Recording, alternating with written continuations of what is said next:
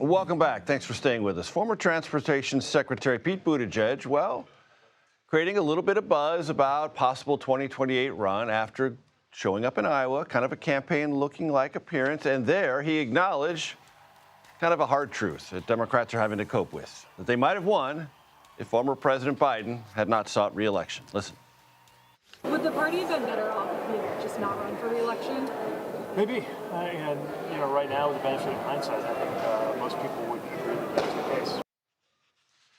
Joining me now, Hunter Woodall, here in the Washington, D.C. Bureau. Hunter, what do you make of all that? Major, the thing that I can't quite shake about everything we're hearing from Democrats, especially these prominent ones that could run for higher office, especially in 2028, is a lot of them did not speak out, obviously, when then President Biden was running in that re-election run back in 2024. Not a peep. Not a peep. And that's the thing. When I talked to many, several House Democrats who actually, had called on then President Biden to drop out of the race after that debate performance last summer. And, they were pretty willing to say, hey, he should have dropped out sooner, or something, along those lines. And it's just interesting, hearing these candidates that could run, or potential candidates that could run in the future, saying, hey, now we're going to talk about this. But they clearly want to talk more about the future. And it just seems like, voters might be holding them to account about, hey, what did you do in 2024, and what did you know about the then president? More importantly, what did you not do? Speaking of someone who might be eyeing the 2028 race in a futuristic way, Rahm Emanuel making the rounds, former chief of staff to President Obama, covered him when he was in the House. He was on The View, and he said this about where America is and what he might do. Let's listen. Everybody in this audience, they just want one thing, their kids to have a shot. And the problem is Washington's giving them the shaft. Yeah. And that is wrong. This sounds like a presidential candidate. Does sound like a presidential candidate. No, I am in training. I don't know if I'll make the Olympics, though. Hunter, that's practically a declaration. I'm in training? What do you mean? Look, just say you're in. Go ahead. It's that time where, we're hearing these Democrats who may run for president in the future, everybody's sort of testing out that message. How much do you dive in and say, hey, I'm really looking at this? I look back on the 2020 cycle, I think one of the first Democrats to announce a run was John Delaney, then a Maryland congressman who's a Democrat. Nobody wants to be John Delaney. So everybody's being pretty careful about this. But it's clear, many Democrats have interest in this, and they're going about it in myriad of ways that, there's no set way to go about this. And it goes from, are you going to give a speech? Oh, are you going to go on The View and talk about it? Are you going to be coy? You're running. You might not run. Oh, I don't know. Present tense, past tense, future tense, whatever. Lots of different approaches here so far. Way to break it down, Hunter. And I know Rahm Emanuel, I know John Delaney. They are never going to be confused with one another. Hunter, thanks very much. I want to bring in our political panel. Sophia and Jake Traylor, both of Politico, a Politico doubleheader here at the desk. Who wants to jump in on Rahm Emanuel first? Raise your hand, please. Sophia, go ahead. Your eyes are sparkling. I'm going to call on you first. For a while, and I should say that when Biden did drop out, Rahm Emanuel started to become very active. He started texting a lot of reporters in Washington. Yep. So, look, I think the broader conversations around concerns about former President Joe Biden, they started happening when he was president. The difference is they moved from being in private to being in public. I should say that back in 2023, my former colleague Alex Thompson and I had reporting on the just-in-case primary. What was the just-in-case primary? Right. The just-in-case primary was all the same names that we're talking about now. Gretchen Whitmer, Cory Booker, Pete Buttigieg. They were running, a bit of like a shadow kind of just in case, putting out feelers in the very same primary states, just in case something happened to Biden. Right. And Jake, that thing didn't happen until it had to happen. That's right. And it seems to me, to Hunter's point, anyone who's going to Iowa or Pennsylvania or anywhere else on the early primary or caucus calendar is going to be asked and better have an answer that is responsive to Democrats being a little more than mildly ticked off about what transpired. That's right. You don't make a wrong turn into Iowa. Pete Buttigieg, he very clearly was. Oh, where am I? Exactly right. There's a reason he's there, and he did really well there in 2020. Remember, he won. Yeah. He got more votes there than any Democrat at the time in 2020.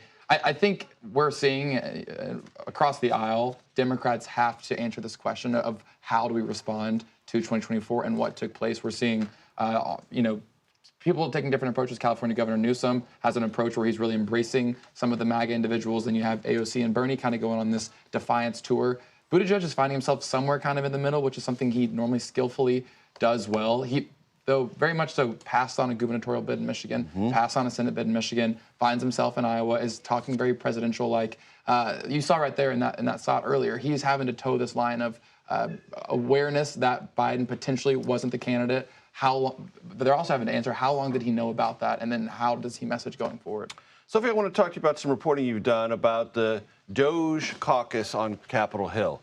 Now, 3 or 4 weeks ago, all of us were still talking quite energetically and curiously about DOGE. That has seemed to drop almost entirely off the map. How's the initiative, the impetus behind it? Because now Elon Musk is sort of wandering away and it's not really happening much anymore?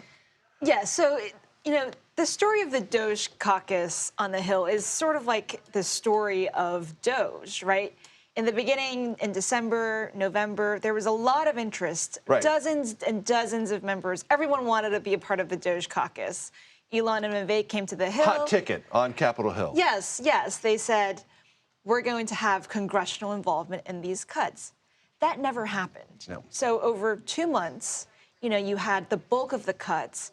Now that's slowed down in part because they've been held up by the courts. Elon's also left, so, the head of this operation is no longer in D.C. And the X account where DOGE tries to tabulate its savings keeps getting revised, and the revisions are not up. The revisions are down, meaning less and less savings. Have been down, and I think the DOGE caucus looks at that, and there's not much they can do. So we had a member of that caucus, Jared Moskowitz, who told us yesterday that the DOGE caucus is dead. And, I think it's important to note this also comes as the White House efforts to codify the DOGE cuts by sending a rescissions package to Congress. To Capitol Hill, to get Congress to do that through the process. For now. Yeah. I was on the Hill yesterday and I spoke to some Republican senators, and several of them told me that this is probably not going to pass. And so the White House today, a White House official told me that they're going to give themselves more runway, 2 more years to get this thing done. They're not going to do it now. It's not their priority. When it comes to DOGE, as the kids used to say about 20 years ago, JK. Talk to me, Jake, about Reid Hoffman. There were lots of heavyweights in Saudi Arabia with the president. Lots of tech people, lots of industrialists. He wasn't there, kind of a conspicuous or maybe near conspicuous absence. Walk me through that. Well, it was kind of funny because the White House put out in a piece of communications that Reid Hoffman would be in attendance.